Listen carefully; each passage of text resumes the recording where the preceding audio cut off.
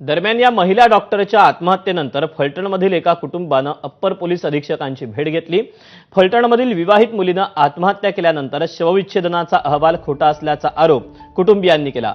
शवविच्छेदनाचा अहवाल बदलण्यासाठी मृत महिला डॉक्टरवर कुणाचा दबाव होता का याची चौकशीची मागणी या कुटुंबियांनी केली। आत्महत्या का केली ह्याच्या संदर्भातली तक्रार आहे, त्या संदर्भातला गुन्हा दाखल आहे। आज तुम्हाला का असं वाटायला लागलं की तिने नाही, पण त्यावेळेस बी आम्ही बोललो होतो की पीएमचे रिपोर्ट खोटे आहेत। बर तसं आहे की पीएमचे रिपोर्ट आम्ही दाखवलेत ना कलेक्टर साहेबांना, त्यात बी आम्हाला त्यावेळेस आम्हाला संशय होता त्या पीएमच्या रिपोर्टवर।